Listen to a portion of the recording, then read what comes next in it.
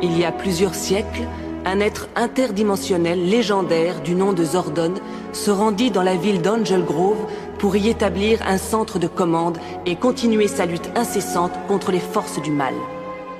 Avec l'aide de son assistant dévoué, Alpha 5, le noble maître chercha 6 adolescents extraordinaires et leur donna le pouvoir de se transformer en une unité de combat surhumaine.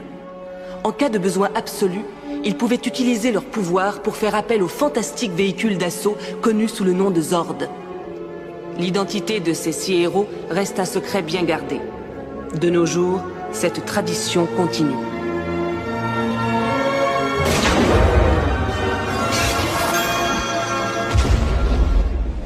Je mets les pieds où je veux, Little John. Et c'est souvent dans la gueule.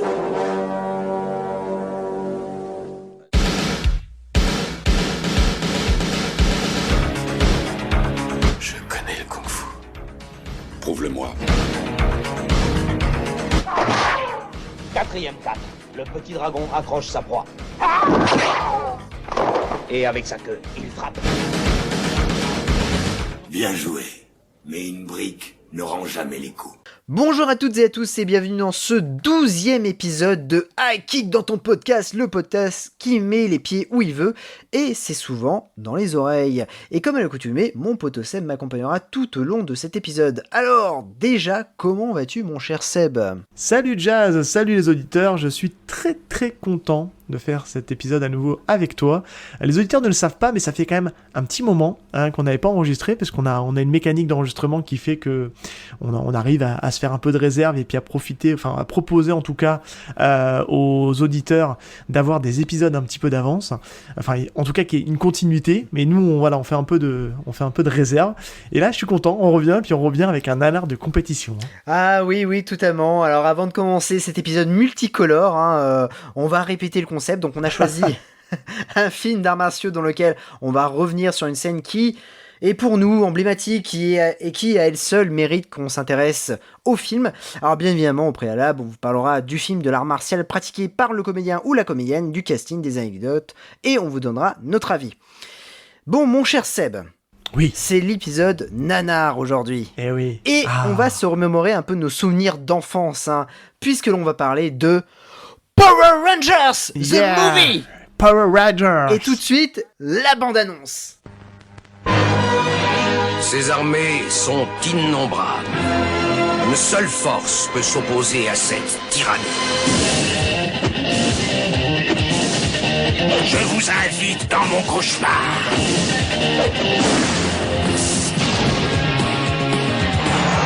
Davantage de puissance.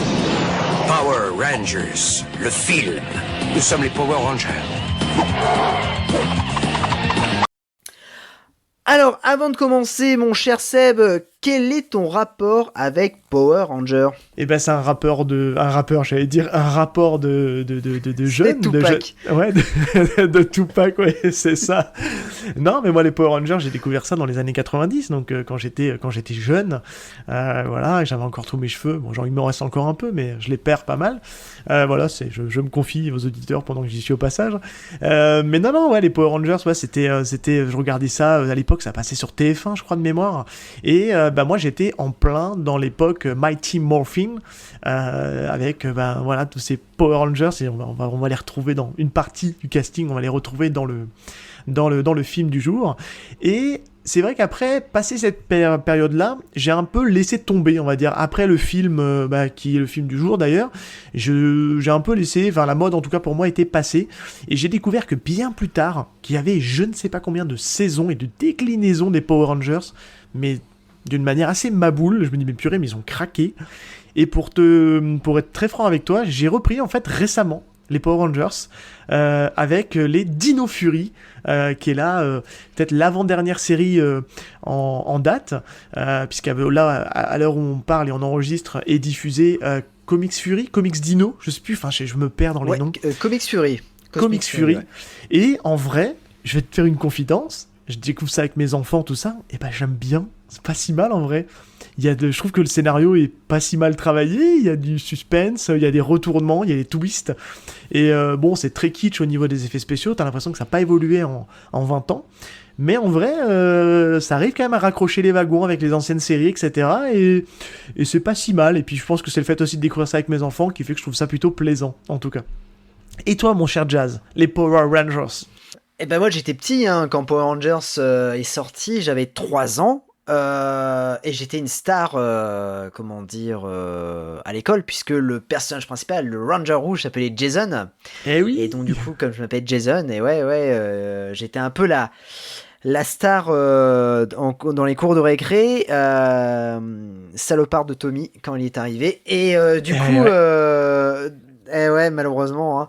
Mais du coup, en fait, moi j'ai suivi en Mighty Morphin, le film, je suis allé voir au cinéma, j'ai vu la suite au vidéoclub, je me suis arrêté en fait à l'époque Saban, donc c'est-à-dire Force Animale, qui est pour moi en fait la fin d'une époque. J'ai pas vu toute l'époque Disney, ça m'intéressait pas, et puis j'étais aussi adolescent, j'étais passé à autre chose.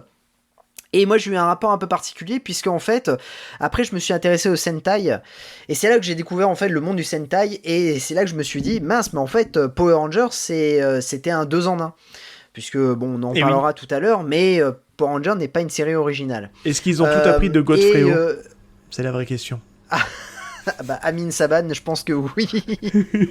mais du coup après j'ai repris un peu quand il a commencé à voir, je crois que c'est Samouraï, Super Samouraï, où Amin Saban a repris en fait le flambeau. Il y avait eu même le générique de l'époque qui était diffusé. Et puis bon, bah je sais que mon neveu était un fan de Power Rangers, donc il m'a replongé dedans. Et donc voilà, ouais, c'était vraiment super. Et comme toi, en fait, parfois, bah, je regarde. Donc j'ai regardé No Fury. Là, je vais pas tarder à regarder du coup la nouvelle série, Cosmic Fury, qui a l'air plutôt pas mal. Qui est pas mal du tout, je confirme, qui est pas mal du tout. Ouais. Alors, bien évidemment, on va écarter un peu les effets spéciaux parce que bon, j'ai l'impression qu'en fait, ils ont du mal à se mettre dans le moule, à proposer des effets quali.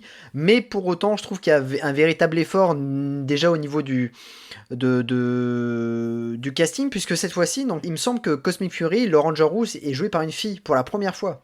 Exactement, qui est l'ancienne Ranger Rose, si je dis pas de bêtises, qui reprend le leadership de l'équipe avec Cosmic Fury, suite au départ de l'ancien Ranger Rouge qui va prendre des nouvelles fonctions. Voilà, je dis pas plus, mais c'est plutôt pas mal. Ouais, donc voilà mon rapport, et j'ai des figurines. Oui, j'ai des figurines de Power Rangers. Mes enfants aussi. Notamment vous le prenez comme vous voulez. J'ai les premières figurines de Power Rangers dans l'espace. Donc voilà, mais ouais, c'est Power Rangers, j'aime bien. Je trouve ça cool. Et là, on va parler du film. Du coup, en fait, Power Rangers, c'est un film qui est sorti en 1995 et qui est réalisé en fait par Brian Spicer. Alors, ce nom ne va rien vous dire parce qu'il n'a pas réalisé grand chose, ce bonhomme. Il a réalisé beaucoup d'épisodes de séries télé, notamment John Doe, Sequest ou encore X-Files. Donc comme je disais, en fait, Power Rangers à la base c'est une série qui est créée par Amin Saban en 1993. Alors on reviendra véritablement sur la jeunesse du projet Power Rangers dans un probable hors-série, oui. Mais toutefois on peut dire qu'en fait à la base c'est un partenariat entre Amin Saban et la Toei qui existe depuis les années 80 finalement, et Power Rangers c'est un 2 en 1. Donc on embrasse Godfrey du coup. Et donc du coup en gros ça comprend des scènes qui sont tournées en Australie avec des acteurs occidentaux, c'est des scénarios totalement adaptés pour le public occidental, et toutes les scènes en costume ou avec Rita Repulsa ou avec les Megazords sont extraites du Sentai Zyuranger. D'ailleurs, vous entendez actuellement l'opening, qui est en fait un Sentai qui est un peu plus sérieux, un peu plus violent, et qui a été diffusé un an auparavant. Mais est-ce que il me semblait aussi que qu'à la base les combats aussi de Power Rangers étaient aussi dans les premières saisons tirés du Japon aussi, parce qu'il me semble qu'on a Ouais, vraiment tout à l'impression fait. Ouais. qu'il y a un espèce de décrochage d'image. Alors ça ne l'est plus dans les récents, parce que les récents, ils ont engagé des cascadeurs, etc., qui font les bastons et compagnie. Mais c'est vrai qu'il me semble que dans les premières saisons, même les combats de Rangers, ça venait des Sentai japonais, quoi.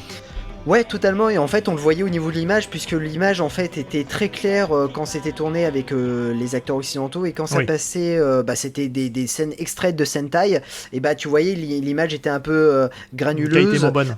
notamment, et puis tu voyais les flingues qu'utilisaient les Power Rangers, il y avait des signaux, des sigles japonais, tu voyais très bien que la population, quand les immeubles se détruisaient, c'était la population japonaise, enfin bon, voilà, c'était, bon... C'était un peu loupé, mais ça faisait illusion quand on était petit, hein, bien sûr. Mais ce qu'on peut dire, c'est que Saban, en fait, pour résumer, et puis pour pas déflorer un peu tout ce qu'on va raconter dans un probable hors-série en lien avec peut-être des séries, et puis il y aura peut-être Power Rangers dans ce lot-là. Voilà, c'est quelque chose qu'on a en tête tous les deux. Mais on peut dire que Saban, c'est un petit malin quand même, parce que il a réussi à produire des épisodes pour pas trop cher, parce qu'au final, il repompait plus de la moitié d'un épisode sur des trucs japonais. Et au moment de, quand tu lui dis, évidemment, il a arrêté de s'en occuper, il a revendu, il a pris un pactole. Ça s'est planté la gueule et ça s'est cassé la gueule quand ça a été racheté, pour ensuite derrière racheter à bas prix et refaire de la thune sur le rachat et compagnie. Enfin, c'est un mec, c'est avant tout un financier et c'est un petit malin, on va se le dire, mais on se garde un peu de matos concernant vraiment le côté création de la série et des Power Rangers. Ce qu'on peut dire, c'est qu'en fait Power Rangers a été un succès planétaire, tellement qu'en fait le Club Dorothée à l'époque en France a déprogrammé en fait les Sentai qui passaient à l'époque. Donc je me souviens à l'époque c'était Jetman qui passait, et ça a été déprogrammé, et donc pour laisser place à Power Rangers, les jouets se vendaient comme des petits pains, et au vu de ce succès, en fait Haïm Saban a eu une grande idée, il a dit allez, on va faire un film. Et donc du coup je vais te laisser un peu cette lourde tâche, hein, mon cher Seb, de nous raconter un peu de quoi parle ce film. Ouais, ça n'a pas changé. Il faut toujours que je me tape ce putain de synopsis. Non, bon, écoutez, ça va aller. C'est pas très compliqué non plus. On retrouve les personnages des Power Rangers, alors plutôt de la saison 2, puisqu'en fait, entre la saison 1 et la saison 2 de Mighty Morphin, il y a eu pas mal de changements, notamment pour le rouge, le noir et le jaune. Et le jaune, ouais. Voilà, c'est ça. Ils ont changé les castings pour diverses raisons variées, et on reviendra notamment là-dessus pendant cet épisode hors série. On vous tease, hein, mais voilà, c'est comme ça. On retrouve notre bande de joyeux lurons qui on les suit un peu dans leur quotidien au début, jusqu'au jour où en fait ils vont se rendre compte que il y a un grand méchant qui a longtemps été contenu dans une espèce de boîte, une espèce de coffre, terrible méchant qui est Ivan Goose, qui à l'époque avait été emprisonné par Gordon, hein, qui est donc un peu le Splinter, hein, pour faire une référence un peu à l'épisode des Tortues Ninja, qui est un peu le Splinter des Power Rangers, qui est un peu leur maître spirituel, qui les aide, qui les guide, hein, qui lui aussi dans son temps était un ancien Ranger, et ils vont être en proie à ce terrible et ce méchant Ivan Goose, qui va donc du coup chercher à se venger, mais surtout il va profiter pour prendre le contrôle et devenir l'être suprême du monde. Voilà. Ouh. Tu as passé 2000 ans à chercher cette mixture dégoûtante. Patience, regarde.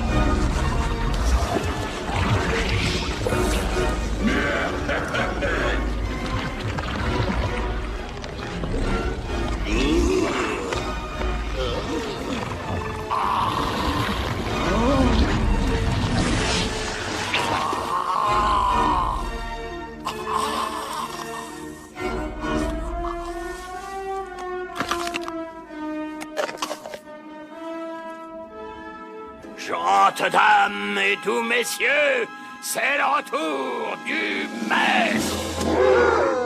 Je dois avouer qu'il est bel homme. Trop aimable. Je suis Lord Z, l'ennemi juré de tout ce qui est juste et bon.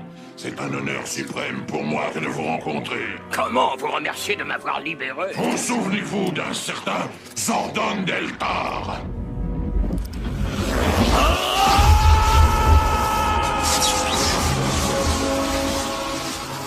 Il n'a pas l'air d'apprécier.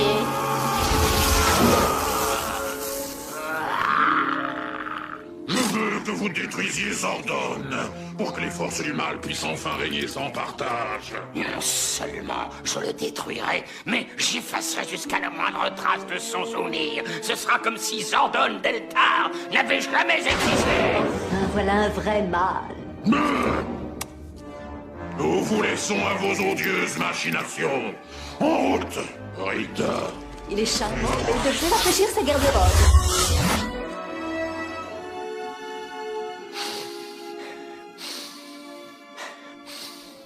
Mais quelle est cette odeur écœurante? À mon avis, ce sont les adolescents. Et bref, voilà, et on va suivre les tribulations des Power Rangers, essayer justement d'en découdre avec ce vilain Ooze. Voilà, ça fait peur, hein, quand je le dis, ou pas? Ouais, voilà. Il n'y a pas grand-chose à raconter. Je pense qu'on va surtout, dans notre avis, on va revenir un peu sur le déroulé un peu du film et pourquoi il est là, en fait. Parce que, bah oui, il est dans un nanar, hein, n'oubliez pas, donc il y a quand même pas mal de raisons pour que ce film se retrouve ici. Voilà, c'est tout. alors moi il y a quelque chose qui me choquait pas quand j'étais petit et qui m'a choqué en fait en revoyant Power Rangers, c'est que on va dire que le film se passe dans un univers parallèle. C'est pas comme dans X-Files, tu vois. X-Files, quand il y a eu le film X-Files, ça se passait, il me semble, entre la saison 4 et la saison 5. Ouais, puis c'était une grande enquête. C'était une continuité. Ouais, c'est ça. Ouais. Puis c'était une grande enquête qui n'impactait pas la série, en fait. C'était comme si on suivait les agents Scully et Mulder sur une grosse enquête d'1h30. Et puis voilà. Et puis derrière, tu les retrouvais après dans les saisons, quoi. Alors que là, bon. Bah en fait là c'est dans un univers un peu parallèle. Alors ça aurait pu rester comme ça, la X-Files, en disant c'est quelque chose qui se passe un peu, c'est un long épisode.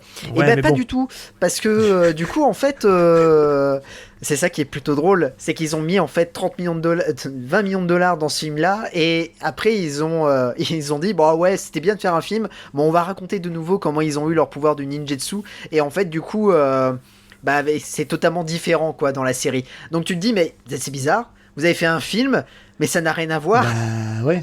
avec Ce la film, continuité de la série. Aurait dû servir de passerelle pour des nouveaux costumes, parce que c'est clairement le topo de ce film-là, la perte des pouvoirs vers nos costumes. On en parlera dans la vie d'ailleurs, parce que il y en a un qui a quand même perdu au change, hein, voilà, le ranger noir, paix à son âme, avec son pouvoir tout pourri.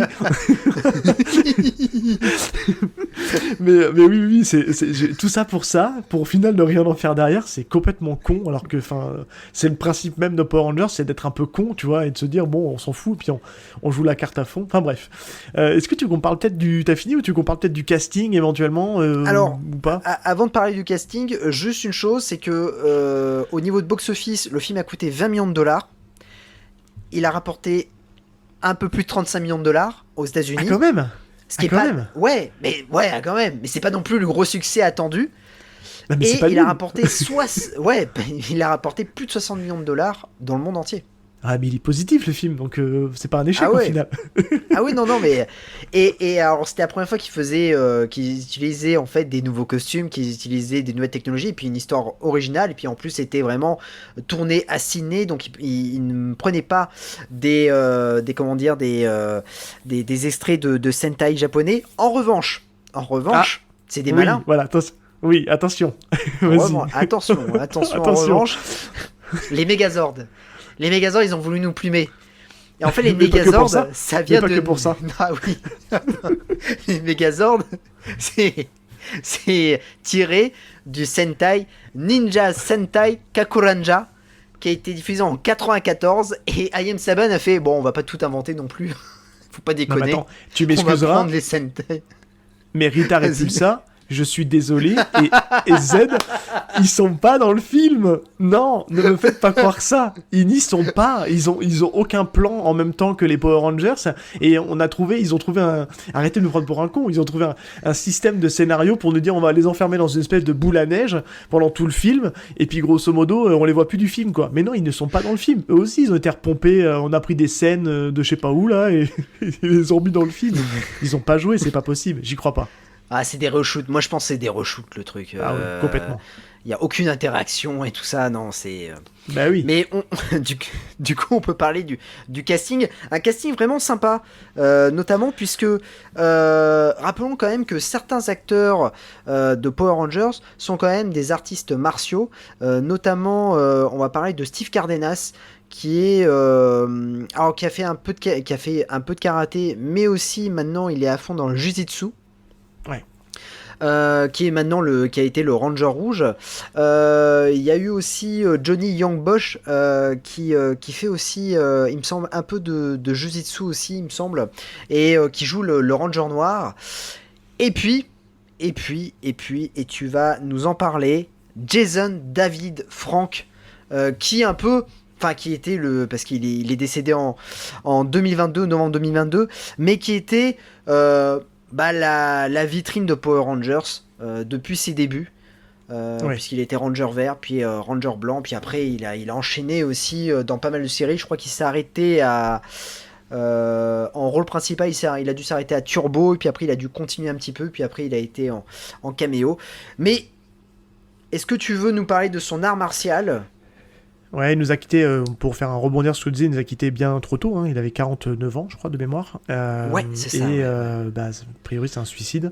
Et on est typiquement dans le mois, entre guillemets, anniversaire de sa mort. Ça va faire 1 an qu'il a mis fin à ses jours. Bon, c'est une grosse perte. Bon, il doit y avoir des soucis à côté, je suppose. Mais en tout cas, ce qu'on peut noter, on va se concentrer sur le positif, c'était un pratiquant martial très accompli, un touche-à-tout, qui a vraiment... et je trouve que c'est dommage parce qu'en fait, quand tu regardes le film, en fait, il est quand même doublé sur pas mal de trucs, et c'est pas mis en avant, et même dans la série, c'est même pas mis en avant. Faut juste dire un truc, c'est que Jason David Frank, c'est quand même un mec qui est au moment je pense pas au début des Power Rangers, parce qu'il devait être un peu moins gradé, mais il a terminé 8ème dan de karaté, Shotokan. Donc... c'est pas rien quand même. Alors après, aux États-Unis, 8ème dan de karaté à 49 ans, ça, on se dit, est-ce qu'ils donnent pas un peu les dan un peu facilement là-bas ? Parce que clairement, je vais vous donner une petite règle, parce que je suis en plein dedans actuellement. Je suis en train de passer ma noire, je prépare ma noire de karaté Shotokan. Et tu passes ta noire donc au bout d'1 an de pratique, et après c'est l'équivalent du nombre de dan en nombre d'années pour passer ton dan. Je m'explique. Pour passer le 2e dan, il faut que tu aies 2 ans de pratique entre les 2 ceintures. Pour passer le 3e dan, il faut 3 ans, etc. 4, 5, 6, 7, 8. Et tout ça, ça se cumule évidemment. Donc c'est 2, plus 3, plus 4, plus 5, plus 6, etc. etc. Donc j'ai mon prof actuel qui est 5ème dan de karaté, qui est quand même très chaud. Dites-vous que là aujourd'hui, il a une 60aine d'années.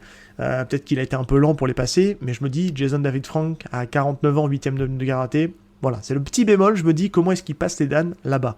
Ça doit être un peu différent. Par contre, ce qu'on peut dire, c'est quand je dis que c'est un mec, c'est un touche-à-tout, il a pratiqué un peu tout. Il est très haut gradé en Muay Thai, il a fait du kickboxing, il a fait du Jiu-Jitsu. Enfin, c'est un mec qui a touché à tout, qui a fait ce qu'on appelle aussi du MMA, du Mixed Martial Art, et pour arriver derrière à une finalité où il a créé en fait son propre art martial, un peu à l'instar d'un Bruce Lee, parce qu'ils sont beaucoup inspirés aussi par ce qu'a pu faire Bruce Lee. Il a créé son art martial qui est le Toso Kundo, qui est un mixte en fait entre du karaté, du kickboxing et de la self-défense. En fait, il a mélangé en fait pas mal de styles pour en arriver à cet art-là en fait. C'est un mélange de tout. Et justement, suite à ça, il a ouvert des écoles. Il a ouvert 3 écoles au total, qu'il a nommées Rising Sun Karate Boxing.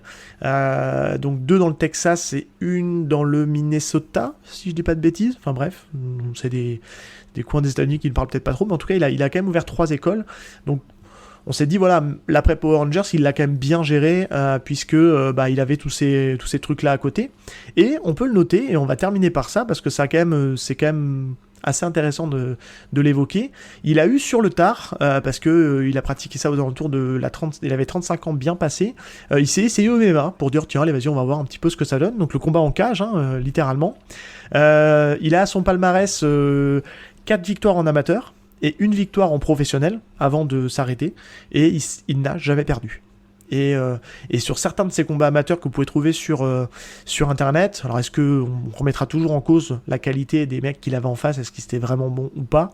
N'empêche que c'était des choses qui est quand même passer à la télé, avec voilà un truc vraiment de show à l'américaine, comme on a l'habitude de voir, même si c'était du amateur. Et il a réussi quand même à faire quelques KO explosifs, notamment des KO par le punch, par le kick, et aussi par soumission. Il en a un où en une trentaine de secondes, il soumet un adversaire qui paraît beaucoup plus corpulent que lui, par une clé de bras, et terminé, au revoir monsieur, il tape, c'est fini. Et il était assez impressionnant physiquement, même à 35 ans passés. Ce monsieur, c'était un beau bébé quand même, qui s'entretenait et qui était physiquement très propre dans son art martial. Donc voilà, on le regrette, mais c'est vrai que c'est un personnage assez intéressant quand même au niveau des arts martiaux, parce que c'était pas n'importe qui non plus.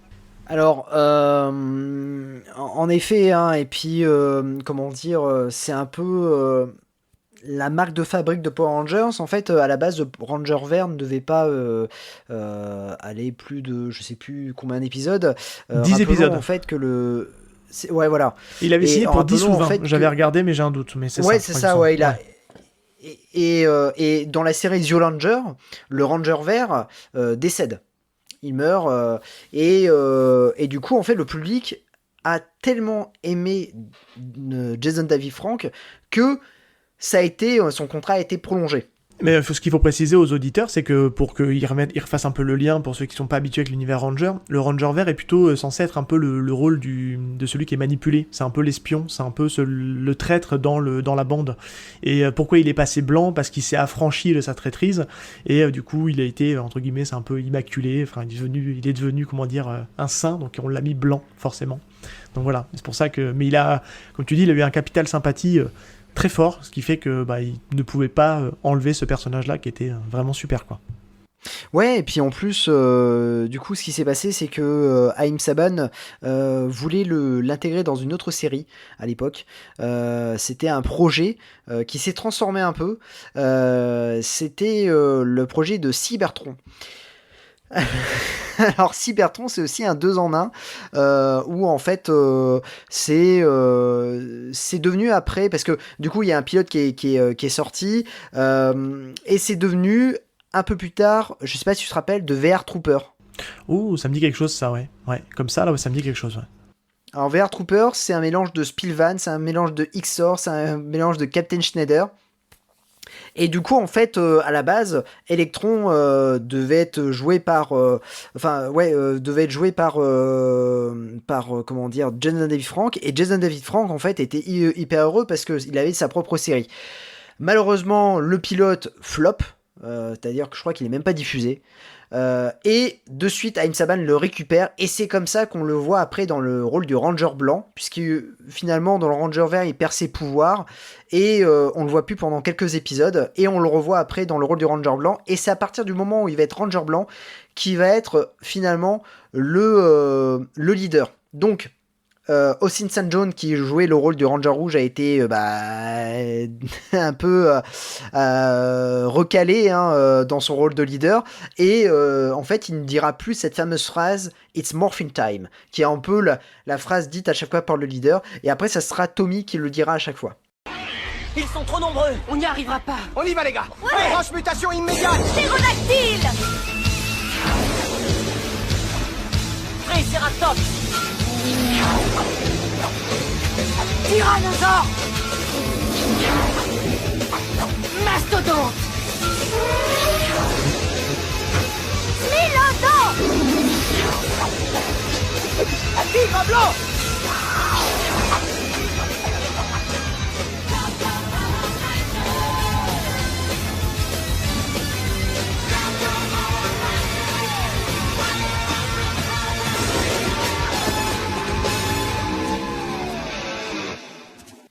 Et du coup, en fait, ce qui va se passer, c'est que c'est un acteur, donc, comme on a dit, il a joué jusqu'à Turbo, et il jouait le Ranger Rouge dans le Turbo. Je crois qu'il joue après dans Dino Thunder, où il joue le professeur Oliver.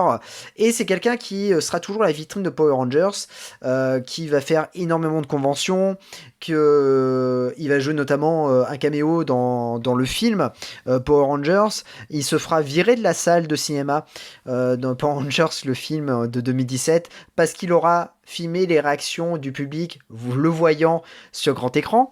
C'est un acteur qui voulait vraiment cartonner. Et il a enchaîné pas mal de petits projets. Et son plus gros projet, qui ne verra pas, malheureusement, je crois que c'est The White Dragon, qui en fait... on va pas dire un spin-off de Power Rangers, mais presque. Très inspiré. Avec notamment très inspiré, avec Michael Madsen, Mark Dacascos, quelques acteurs de Power Rangers. Je crois qu'il y a Jason Font qui joue le Ranger Rouge dans Time Force.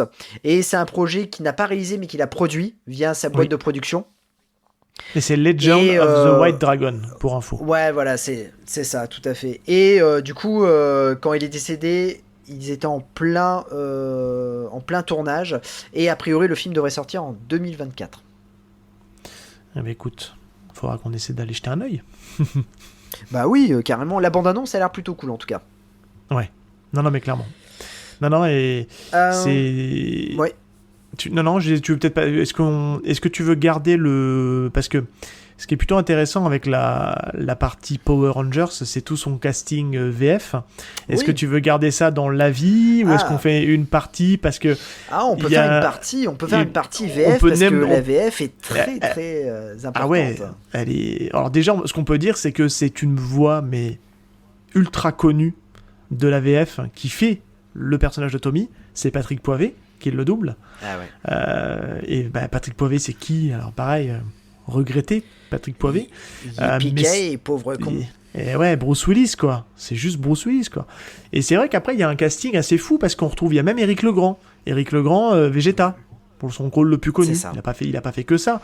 Mais c'est vrai qu'il y a un casting vocal quand même assez fou, quand même. Ouais, il y a un casting vocal. Donc, la plupart, c'était le casting vocal de la série. Hein. C'est là que tu te dis que Patrick Poivet avait doublé Jason David Frank, même dans la série. Ça, c'est énorme.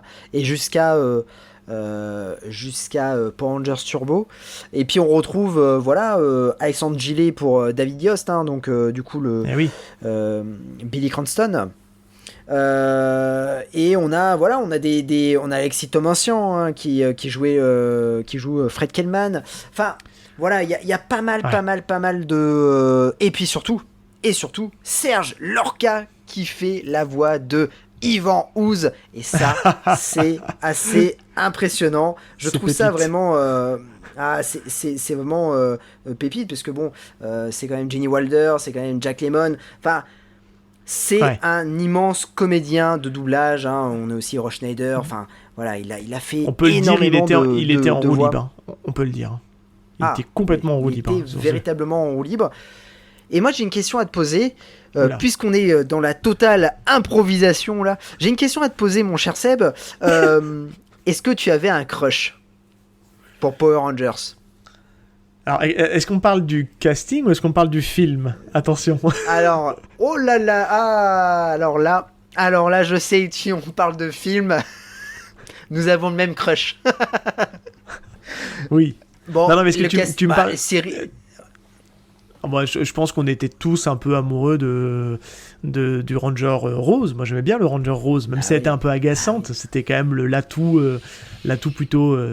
je vais pas dire sexy parce que c'est pas ça, mais plutôt la jolie fille, qui tabassait et compagnie.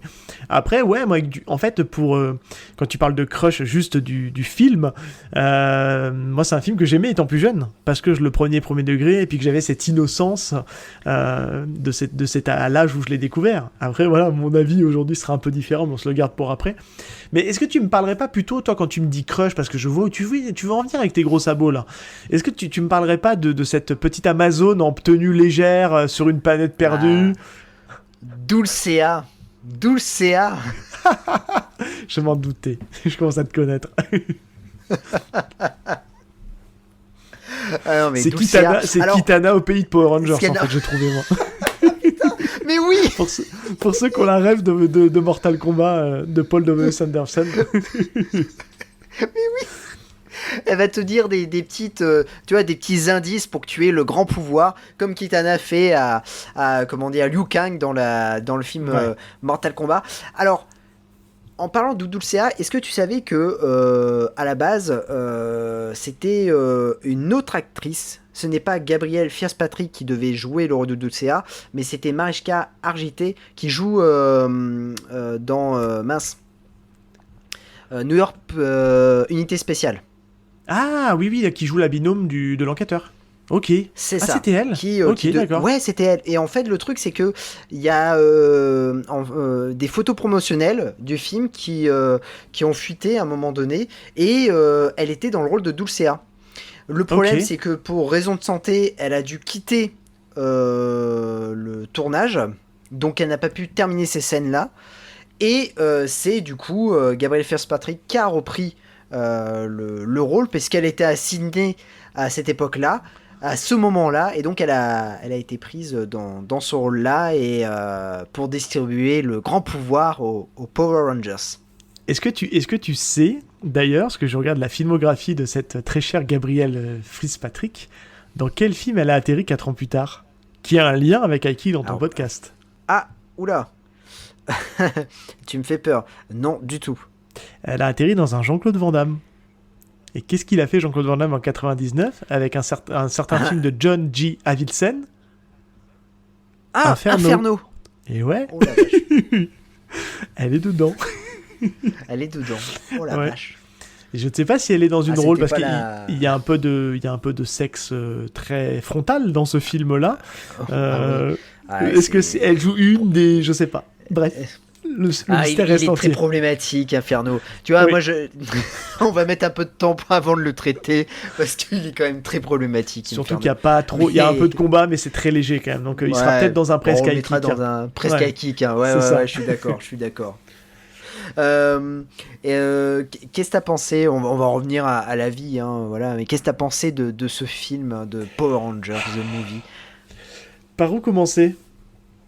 Ça a commencé bien. Il y a tellement de choses à dire. Ah ouais, il y a tellement de choses. On va essayer de faire ça étape par étape et peut-être le prendre. Allez, on va dire peut-être un peu chronologiquement, parce que ce sera peut-être parce qu'il y a quand même des scènes assez emblématiques il faut en parler. Mais déjà, ça commençait pas si mal, parce qu'en fait, ça démarre avec on retrouve les 2 gros losers accompagnés de l'équipe des Power Rangers qui sont là avec eux. On sait pas pourquoi, mais d'ailleurs on les reverra quasiment pas du film après, un petit peu à la fin, et c'est tout. Et on les voit sauter dans l'avion, faire du parachute, ouais, génial, boum boum. La scène est plutôt jolie. Je me demande si c'est vraiment les acteurs qui ont sauté. Parce que c'est quand même assez bien fait, je trouve, globalement. Mais je pense pas, je pense qu'ils sont tous doublés. Non. Mais on peut le dire qu'elle est quand même plutôt bien faite, et on suppose, que je pense que c'était les années juste avant, qu'il a vu Point Break. J'ai dit, j'ai bien aimé la scène de Point Break, j'ai envie de la refaire dans Power Rangers, donc il nous l'a sorti. Mais en fait, ça démarre bien, et puis juste au moment où on a le méchant qui apparaît, et j'ai dit, oh mon Dieu, qu'est-ce que c'est que ça? Et il y a rien qui va dans ce film, en fait. Tu veux l'aimer, mais tu peux pas. Parce qu'ils passent leur temps, en fait, à sortir des punchlines sur punchlines. Et là, encore une fois, je compte sur toi pour, à un moment donné, dans le podcast, nous sortir les punchlines en VF, s'il te plaît. Parce qu'en VO, ça aura moins d'impact, mais en VF, au secours. Au secours. Non, mais c'est une catastrophe. Il n'y a rien qui va. C'est très mal filmé. Il y a des combats qui auraient pu être sympas, mais en fait, c'est très mal cuté. Ça coupe là où il faut pas et ça remet à un endroit. Enfin, c'est rien qui va. Et je comprends le côté nanar, parce qu'en fait, ça n'a ni queue ni tête. Ils se sont dit, c'était déjà, on allait déjà vachement loin dans les combats, c'était un peu délirant et compagnie. Bah là, vous savez quoi, on va mettre les potards à 11 et on va se lâcher. Mais les combats, à quel moment ils se disent que c'est efficace, même si c'est fun? En fait, j'ai l'impression de voir une représentation de gymnastique.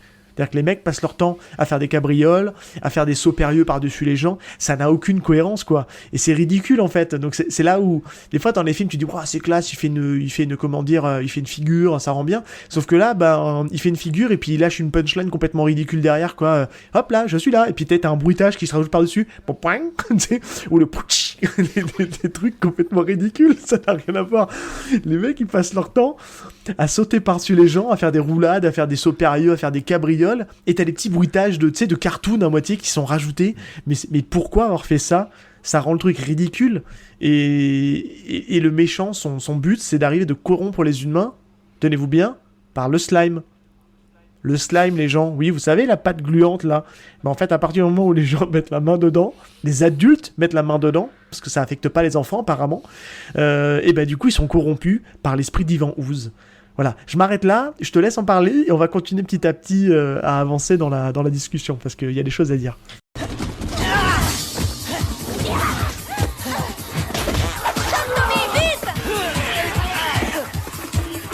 Alors, qu'est-ce qu'on fait, Tommy? Séparez-vous!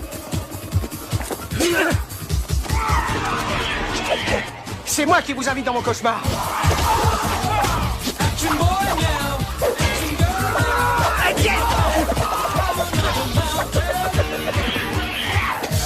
Tu aimes pas le foot?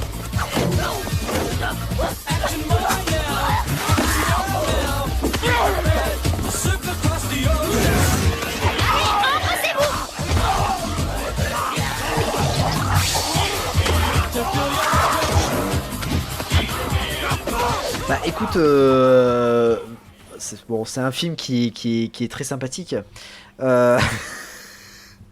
J'étais content quand j'étais allé voir au cinéma quand même.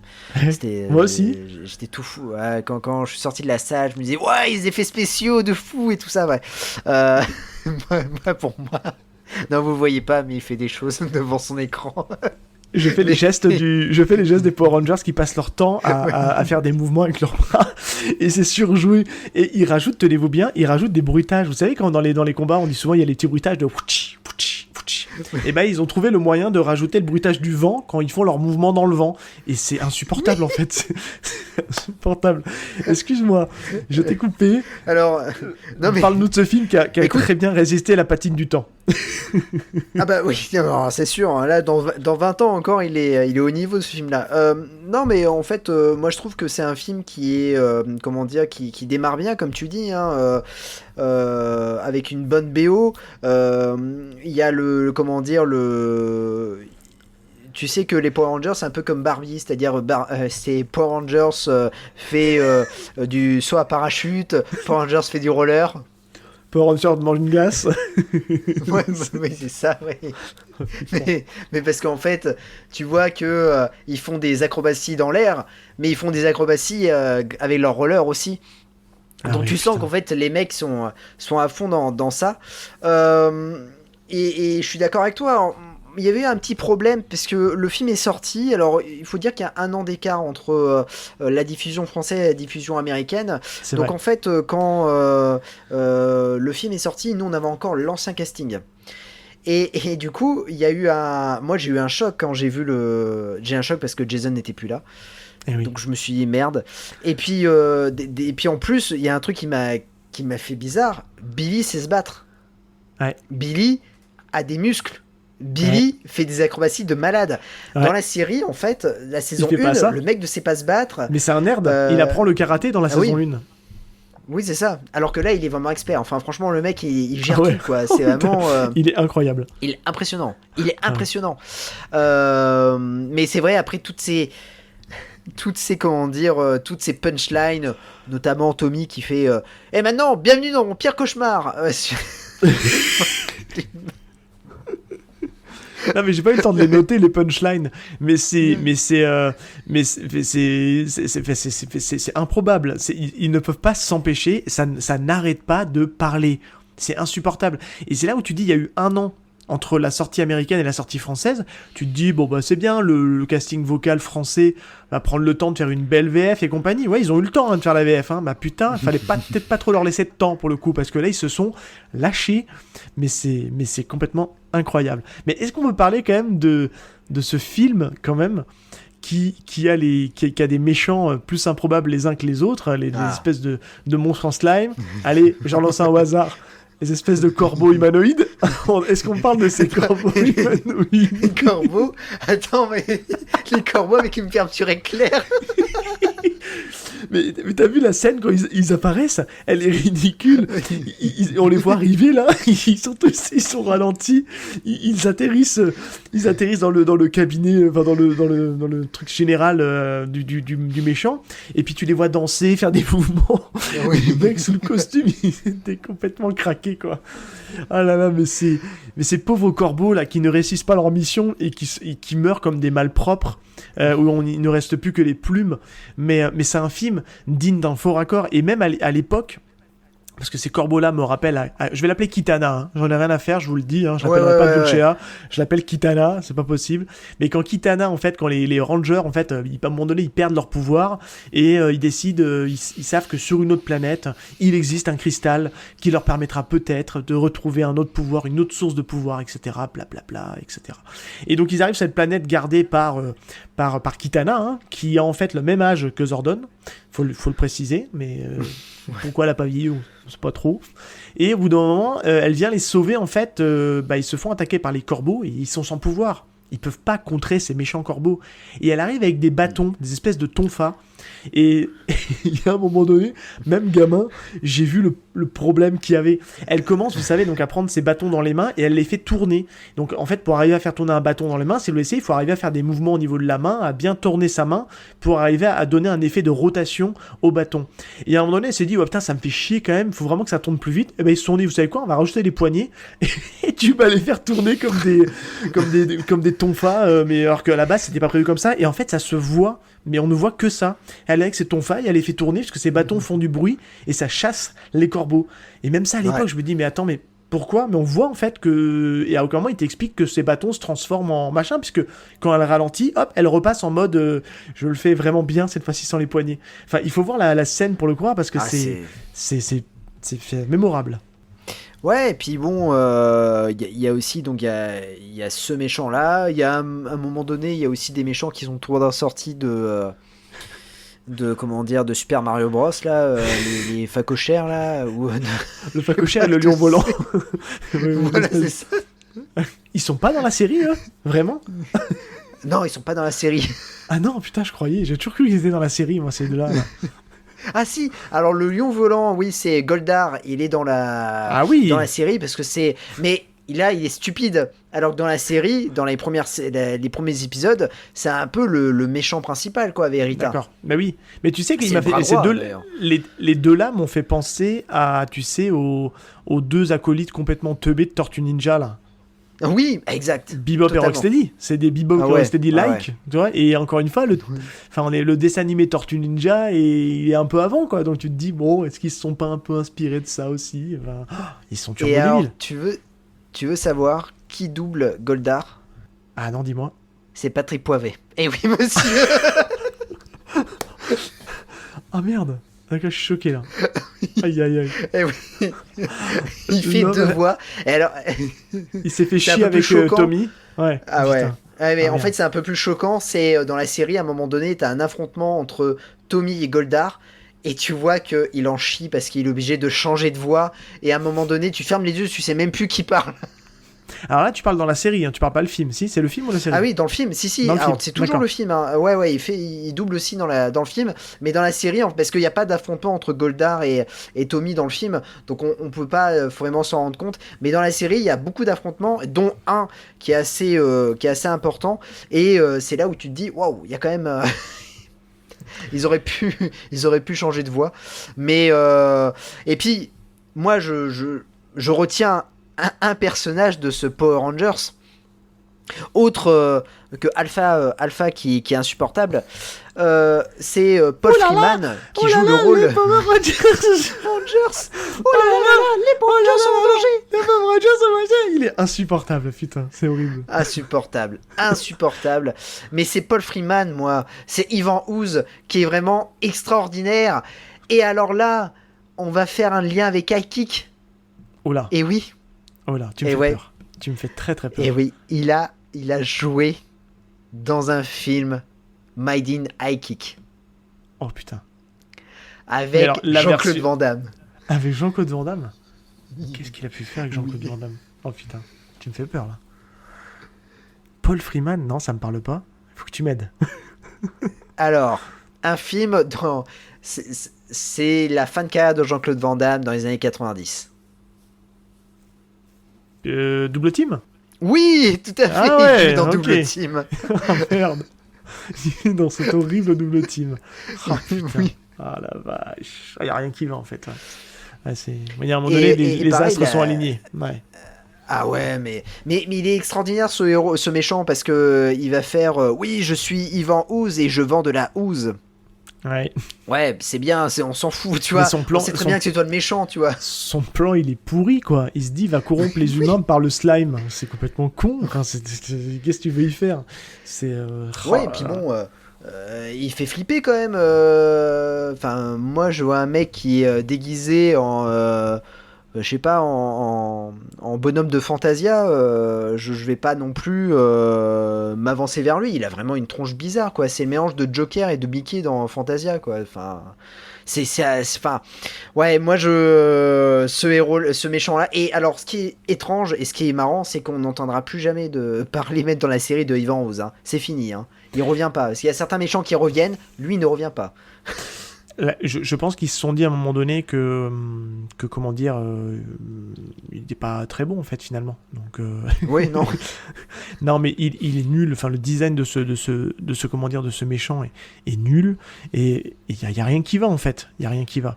Donc c'est vraiment catastrophique. Mais est-ce qu'on pourrait pas parler 2 secondes quand même, parce que ça serait pas mal, des nouveaux pouvoirs des Power Rangers. Et des totems associés. Ah, il y en a un qui a perdu au change. Est-ce qu'on peut parler du Ranger noir qui a récupéré le crapaud en totem ? Le crapaud.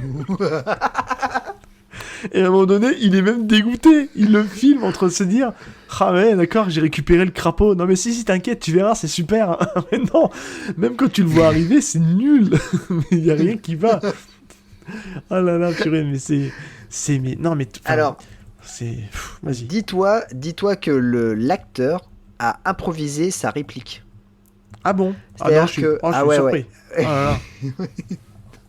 Parce qu'en fait, il trouvait le pouvoir tellement nul que du coup, il était dégoûté d'avoir le pouvoir du crapaud et il a improvisé sa réplique en fait.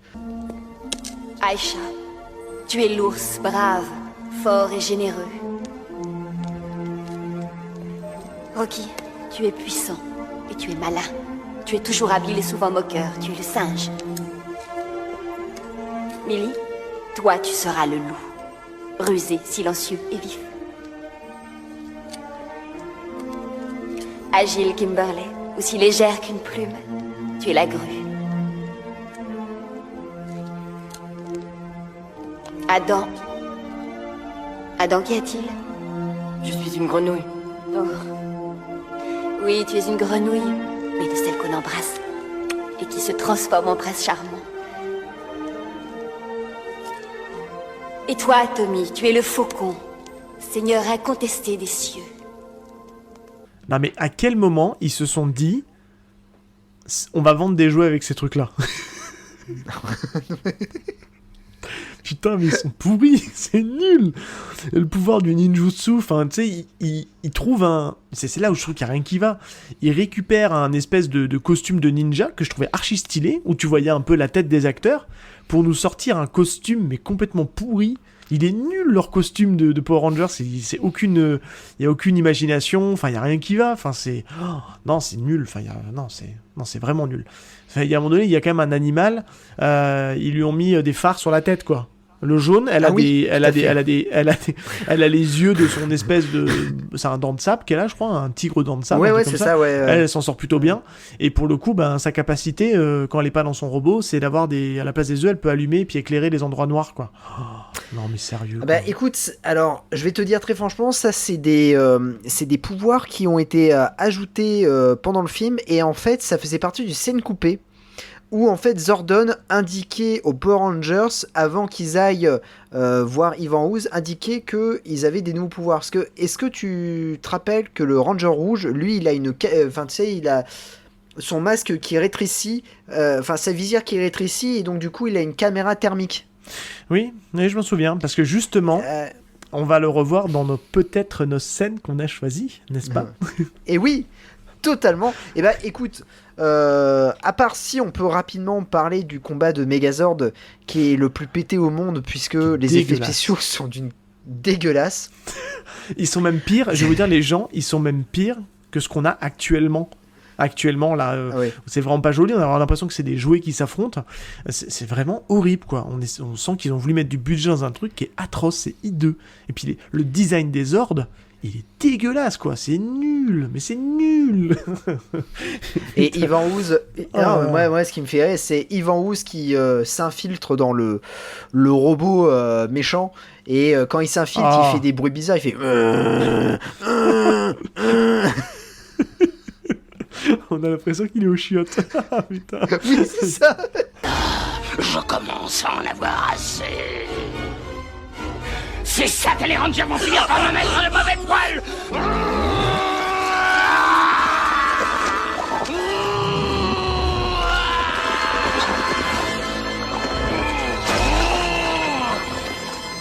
Oh, c'est écœurant. Mais même lui, son design, il est dégueulasse, quoi. Parce qu'en fait, en fait, faut le dire, il veut, en fait, son objectif, c'est d'utiliser les adultes pour invoquer des espèces de reliques. Et ça va être des monstres tout pétés en acier blanc, tout bizarre, là. Il y a un scorpion et je sais plus l'autre déjà, j'ai déjà oublié l'autre monstre. Si t'as l'autre monstre, je sais qu'il y a un scorpion. Il y a un scorpion et... Ah mince, c'est pas une mouche. C'est pas une mouche. Ouais, c'est ça, c'est une espèce de grosse mouche. Et il tue le scorpion.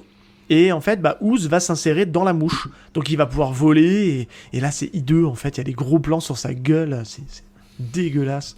Enfin, non, franchement, c'est vraiment... c'est nul, mais c'est tellement nul que ça en est drôle. Parce qu'en fait, ils sont tous à 200%. Ils sont pas du tout dirigés. Et déjà qu'on trouve que les séries Power Rangers sont dans l'excès... là ils sont encore plus dans l'excès, quoi. Je savais pas qu'il y avait encore un niveau au-dessus de surjeu et tout le monde est en roue libre, quoi. Et c'est impressionnant, quoi. Et je me disais, j'ai écouté vite fait la VO pour me dire, tiens, parce que non, la VO elle est pareille en fait. Donc la VF a à peu près collé en prenant certaines libertés sur des phrases et compagnie, et pour que les jeux de mots riment, mais ça passe son temps à faire des jeux de mots, des blagues, des répliques un peu qui se vaut culte, et il y a rien qui va, quoi. Et tu dis, mais non, pourquoi tu sors ça maintenant là, c'est... Et puis ça a essayé de faire des team-up, et puis c'est raté, parce qu'ils en sont ridicules avec leur team-up, enfin bref. Ah, c'est... Et alors, dernière scène, avant d'attaquer la scène que l'on a choisie, il y a une scène, et donc du coup, c'est un rapport avec l'anecdote. Donc, le méchant meurt grâce à un coup de genou dans les burnes, et donc du coup, il va dans une autre planète. Un coup de genou stratosphérique. Oui, voilà, coup de genou stratosphérique. Et c'est la comète de Halley, je crois, qui... il y a une comète qui démarre, il se la prend dans la gueule, en fait, comme par hasard. C'est ça, par là, et comme par hasard, il se fait emplafonner par la comète, quoi. Oh, putain. Et donc, du coup, à la fin, tous les Power Rangers se retrouvent. Donc, du coup, donc Zordon est sauvé, puisque Zordon était, on va dire, mort à cause de Ivan Ooze. Et oui, c'est exactement ça. Et donc, du coup, ils ont tous gagné, les Power Rangers, c'est trop bien. Ils se retrouvent dans une sorte de grand parc avec plein de gens. Et tu sais que, en fait, la production ne voulait pas payer de figurants. Donc en fait, ils ont publié une annonce assignée en disant venez au feu d'artifice, au spectacle des Power Rangers. Et donc il y a plein de gens qui sont venus assister au spectacle des Power Rangers. Et donc les caméramans ont filmé et les acteurs en fait ont tourné leur scène tranquillement. Et donc c'est un vrai feu d'artifice où ils disent go go Power Rangers. Ouais, en vrai ça passe. Et puis comme dirait Tommy dans le film, rien n'est impossible. Voilà. Il est inspirant, ce Tommy, quand même. Ah là là. Ils sont inspirants, ces Power Rangers. Moi, ça me fait chialer, ces conneries. Alors, mon cher Seb, es-tu prêt ?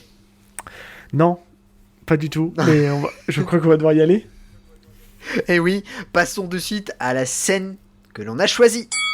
Et alors là, c'est une scène. It's Morphin Time.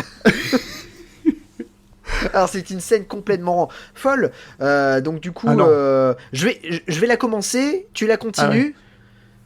Non, tu peux y aller, moi je vais réagir. Dis juste qu'elle a un rythme catastrophique et qu'on a... j'ai regardé la scène avant qu'on enregistre, elle dure à peu près 6 minutes et il y a 2 minutes où ça se joue au jeu du chat et la souris, où ils se cherchent et ils sont dans le noir, ils marchent, ils tâtonnent, un coup elle allume la lumière, un coup l'autre il est avec sa signature thermique parce qu'ils sont à la recherche de quelque chose. Qu'est-ce qui se cache dans le noir? Et c'est super long en fait, le rythme, il y a un gros problème de rythme, et après je te laisse reprendre la main parce que c'est la partie la plus drôle. Alors, rappelons juste ce qui s'est passé auparavant, c'est-à-dire que Zordon les a envoyés dans un lieu où il y a Ivan Ooze. Donc Ivan Ooze arrive, Rocky d'ailleurs va insulter Ivan Ooze, et t'as Ivan Ooze qui va lui dire « Oh, voici un ranger qui a la langue bien pendue ». Et donc du coup, ce qui va se passer, c'est que ils vont se battre contre les créatures d'Ivan Ooze, et là ils vont faire plein d'acrobaties et tout ça. C'est vraiment génial. Tu te dis, putain, ils perdent vachement de temps quand même, alors que l'affrontement face à face aurait été plus efficace. Et puis à un moment donné, ils se sentent encerclés, ils sont démunis, et c'est là que Tommy va dire: vous êtes prêts? Ok, transmutation, demandez. Et là, ils vont se transformer. Donc là, les effets spéciaux sont vraiment extraordinaires, puisque en fait, le badge, on le voit en 3 dimensions. C'est vraiment waouh. Moi, quand le gros riff de guitare derrière, là, c'est ah ouais, c'est ça, ouais. Ah, tu lèves les bras, tu dis ouais, ils font des acrobaties, tout ça. Et alors là, ils se retrouvent, il y a plus personne. Et là, tu te dis, les mecs. Non, mais attends, est-ce qu'on parle? Attends, 2 minutes les acrobaties. Ouais. Les acrobaties, quand ils se transforment, ils se sentent pousser des ailes, ils ne peuvent pas s'empêcher de faire un saut, une roulade en l'air, enfin une espèce de flip en l'air, et ils réatterrissent. Et en fait, le but, c'est qu'ils sautent par-dessus la caméra, c'est un effet à la Power Rangers. Ils sont tous en train de sauter sur un fond noir, il n'y a pas de fond dessus, enfin c'est moche, ça a l'air vide, et ça n'a aucun sens en fait. Et même si on est habitué dans la série à voir ça, là ça marche pas en fait, et ils en font tellement des caisses. Tout, ouais. C'est... Ouais. Et oui, là, il n'y a personne derrière. Et c'est là où il y a c'est ce que j'expliquais au début. C'est là où on a ce gros tunnel où pendant 2 minutes, ils marchent, ils cherchent. Et c'est long. C'est super long. Et c'est très très long. C'est très très long. Alors, en plus, parfois, on voit l'ennemi derrière. Donc là, il se retourne. Il n'y a personne. Et puis, à un moment donné, bah ouais, c'est l'affrontement. C'est la bagarre. Et donc, du coup, c'est la bagarre. Et alors là, ça va être du grand n'importe quoi. Ils vont se battre. Chacun va avoir ses propres méchants, propres sbires à affronter. Par où commencer? En vrai, c'est stylé. En vrai, c'est stylé parce qu'ils font des trucs quand même assez sympas. Mais non, en vrai, c'est stylé. Mais c'est ridicule. Il y a quand même Tommy. Mais Tommy fait quand même le coup de Liu Kang quoi dans Mortal Kombat. Mais c'est à la fin. Moi, je suis désolé. Mais oui, c'est à la. Et t'as oublié de dire juste avant que pour échapper à un méchant, il fait une toupie. Il fait la toupie et il fait 20 tours sur lui-même et il tourne tellement vite qu'il décolle et qu'il vole et qu'il arrive à monter sur la plateforme supérieure quoi. Mais mec, c'est vrai. Pourquoi t'as besoin de faire ça? Et les mecs, pour descendre d'une plateforme, ils se sentent l'obligation de faire un salto avant, hop, et on arrive sur nos pattes, alors qu'ils avaient juste à faire un petit saut, et hop, ils arrivent, non, faut en faire des caisses, on fait un salto avant. Non mais, c'est un truc de fou. Il y a un moment donné, il y a un team-up entre le Ranger bleu et le Ranger rouge, ils sont face à 2 méchants, et où c'était le noir, enfin bref, c'est tellement allé vite que ça s'embrouille dans mon esprit. Ils sont face aux mecs, ils se sont dit, tu sais quoi, on va leur faire le coup spécial. Ils font un saut par-dessus, qui est au ralenti. Ils mettent un ralenti à ce moment-là. Donc ils font un salto avant par-dessus les monstres, pour peut-être se dire on va les surprendre en atterrissant derrière eux. Mais ils mettent tellement de temps à passer au-dessus, dans la réalité, les gens ont 10 fois le temps de se retourner et dire bah je t'attends, et ils en collent une. Non, mais bien sûr, ils les prennent de vitesse. Et ils mettent une grosse branlée aux mecs qui vont s'exploser contre le mur. Et quand ils arrivent à bien les exploser, ça explose en slime dégueulasse qui explose de partout. Ça, c'était assez stylé, on va le dire. Mais elles sont nulles, les scènes de combat. Ça s'est très mal coupé. Ils en font tous des caisses. Et à celui qui fera la plus grande punchline, c'en est ridicule que c'en est drôle, en fait, quoi. Parce que je pense qu'ils sont tous premier degré là-dedans. Ils sont tous à fond. Là-bas! Paré au combat! On est encerclés! Surveillez vos arrières!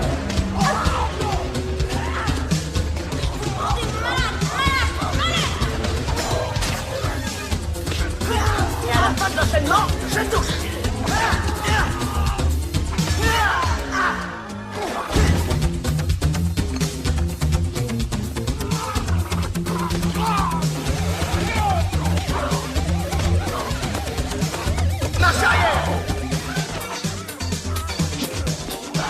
Ah bah oui, de toute façon c'était leur carrière. Hein. Là, c'était la première fois pour la plupart qui...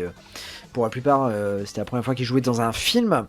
En plus cinéma, rappelons quand même que c'est un film qui a eu une avant-première mondiale assez ouf où les acteurs enfin sont arrivés en costume. C'était des costumes qui étaient vraiment cool. En plus, c'était en cuir et tout ça. C'est franchement, ils ont géré au niveau costume. Non, il y a du budget sur les costumes. Donc, mais j'aime pas le design. Il y a du budget. Moi, c'est ça que je veux dire. Moi, j'aime pas le design des nouvelles versions, on va dire. Ah oui. Mais oui. Bah après, c'est vrai que c'est une scène où ça va être un peu brouillon, tout le monde va se battre avec tout le monde, et tout le monde y va de sa punchline. Je vais essayer de trouver le maximum de punchline parce elle est quand même extraordinaire cette scène. Ah ouais, mais il faut vraiment vous rendre compte, ça n'arrête pas pendant tout le film. Rocky, la VF de Rocky, elle est insupportable. Il fait victime quand il parle, quoi. C'est juste insupportable. Ouais. Il passe son temps à geindre, il passe son temps à se plaindre. Billy, qui commence à réavoir un espèce d'intérêt dans les dernières saisons là, de Power Rangers, Dino Fury, on le voit, je vous spoil. Mais il est inexistant dans le film, il est transparent, alors que ça reste quand même un des personnages principaux de la série Mighty Morphin. C'est vrai que tout est mis sur Tommy. Et on a l'impression qu'ils sont rien sans Tommy. Et bon, lui, il fait le job. Hein. Il fait le job, il a quelques scènes cool et compagnie. Il a quelques... Tu disais le coup de Liu Kang, c'est vrai qu'il est vraiment cool, mais c'est 10 fois trop long. Ils se sont dit, vous avez vu Mortal Kombat ? Parce que je crois que Mortal Kombat, c'est l'année d'avant, hein, si je dis pas de conneries. Oui, ouais, c'est ça, ouais. Ouais, vous avez vu Mortal Kombat et Liu Kang ? Je vais faire ça 2 fois plus long et sur le côté. Et 10 fois plus vite. T'as l'impression que c'est un concours de kékette, quoi. Et du coup, oui, non, mais c'est ça, ouais. Et ce qui est le problème, c'est que, en fait, si tu veux, il tape dans le ventre de l'ennemi, et ça va super vite, et au moment de la projection, t'as l'impression qu'il part au ralenti pour s'exploser contre le pylône, et exploser en slime, forcément. Et puis là, il sort tout plein de gadgets complètement nuls. T'as pas l'habitude de voir ça, là, et au bout d'un moment, t'as Kimberly, elle a une espèce de fouet de yo-yo. Ouais, on dirait on dirait une langue, tu sais, un truc à moitié une langue, elle attrape, on dirait un slime aussi pour le coup, tu sais, les mains en slime là que tu balançais quand t'étais gamin. Ouais. Elle attrape la jambe d'un des mecs pour le tirer. C'est ça. C'est un mètre à mesurer en fait. C'est un mètre à mesurer. Non, mais en fait, je trouve que ils ont pas de personnalité, c'est ça que je trouve qui est dommage dans ce film. Et dans leur façon de se combattre, tu distingues pas trop le ranger jaune et le ranger rose, tu distingues pas trop le rouge et le noir, à part que le noir il a un crapaud et qu'il a eu pas de bol dans le tirage au sort. Le bleu il est transparent. C'est un film à la gloire de Tommy en fait. C'est vraiment ça. Oui, c'est ça, ouais. Heureusement qu'il élève, il remonte un peu à niveau, mais il en fait des tétracaisses aussi, quoi. Enfin, c'est tout ce qu'il ne faut pas faire dans un combat Power Rangers. Je trouve que aujourd'hui, pour le coup, je trouve que les combats sont très cool quand tu les regardes dans les séries. C'est sympa, c'est assez badass, c'est bien orchestré, c'est bien chorégraphié. Là, il y a rien qui va, quoi. Il y a rien qui va. Et pour conclure, parce que moi j'ai fini avec la scène, parce qu'il y a un élément que je voulais quand même mettre en avant. Si t'as autre chose peut-être à dire sur la scène, parce qu'en vrai, regardez-la, elle est drôle. Mais moi, ce qui m'a choqué, c'est que le générique de fin, même là, il n'y a rien qui va, en fait. Il a d'habitude, enfin moi je suis habitué à avoir un générique de fin où j'ai dit quoi, j'ai dit casting ou générique, ça, tu me diras, hein, c'est générique. Donc je reprends. Même dans le générique de fin, il y a rien qui va parce qu'ils font rien comme tout le monde. Normalement quand ton générique part, tu as en fait d'abord tes acteurs, tu vois petit à petit ça déroule, t'as les figurants, etc. Et là en fait les acteurs sont même pas crédités tout de suite. T'as tout un long générique où t'as tout l'équipe technique. Alors c'est bien de mettre l'équipe technique en avant, je dis pas. Mais normalement, un film, ça tient sur tes acteurs, quoi. C'est tes acteurs, la vitrine. Et là, en fait, t'as toute une équipe technique. J'ai attendu je ne sais pas combien de temps avant de trouver le casting, le casting justement des mecs qui font les cascades et compagnie. Et d'ailleurs, pour info, il y a 3 mecs à la coordination de cascades. Il y a 3 gars. Et dans ces gars-là, on va dire qu'ils n'ont pas fait des carrières de fou. Et il y a même des mecs qui ont tourné dans des trucs qui pourraient aller aussi dans des futurs nanars d'arts martiaux qu'on pourra avoir. Donc voilà. Et on se dit qu'il y a eu énormément de cascadeurs. C'est impressionnant. C'est impressionnant le nombre de cascadeurs qu'il y a eu, parce qu'il y a tous les gens sous les costumes des Power Rangers. Il y a ils sont peut-être doublés d'ailleurs, ces cascadeurs-là, en fonction des types de scènes qu'ils avaient à faire, plus les gens qui sont sous les oiseaux, etc. Et à chaque fois, c'est une personne différente. Il y a un nombre Enfin, vous verrez, vous regarderez la liste des stunts, il y a un nombre incalculable de personnes. Et ça vient vraiment à la toute fin du générique quasiment.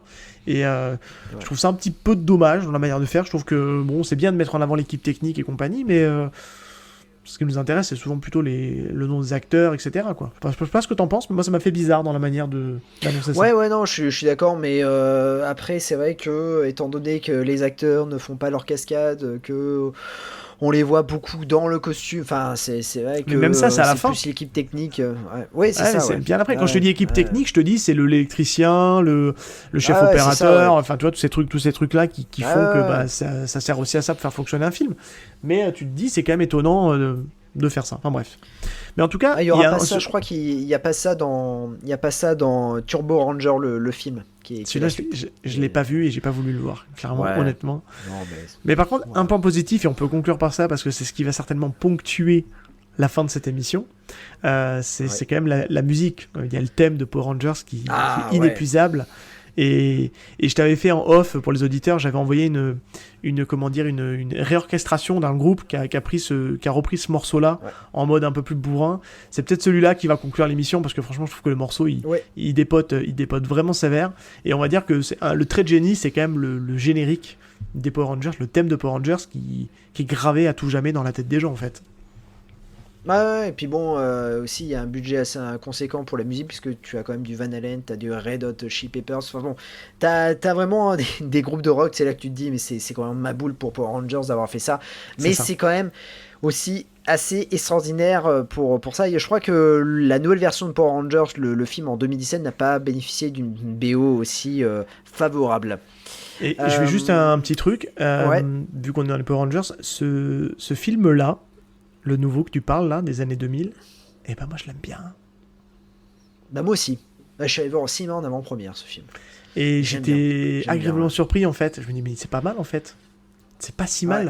Et je suis déçu que ça n'ait pas marché parce que j'aurais été client de voir une suite. Ouais, carrément. C'était bon, c'est comme ça. On verra bien, peut-être qu'un jour il y aura un nouveau film qui sortira, qui sait. Qui sait. Sur un malentendu. Eh bien, oui, c'est un malentendu. Bien voilà, mon cher Seb, nous arrivons à la fin de cet épisode passionnant sur Mighty Morphin Power Rangers The Movie. Donc j'espère que ça vous aura plu. N'oubliez pas de mettre 5 étoiles sur vos applications de podcast afin que l'on soit référencé. Seb, on se retrouve dans 15 jours avec un film... un chef-d'œuvre des films d'arts martiaux. Un chef-d'œuvre. Est-ce qu'on pourrait pas dire que c'est le meilleur des meilleurs ? C'est le meilleur des meilleurs, c'est pas mal. C'est pas mal. Donc c'est le meilleur des meilleurs. Pas mal. Je valide. Je valide. Tu valides. Ouais. J'ai très hâte. Parce qu'en matière de punchline, celui-là, il est pas mal aussi pour le coup. Hein. Il est pas piqué des hannetons, comme dirait-on. Avec une bonne VF aussi. Bon, en tout cas, on se quitte avec le thème de Power Rangers. Et puis on se dit à la prochaine. Salut tout le monde. Ciao tout le monde.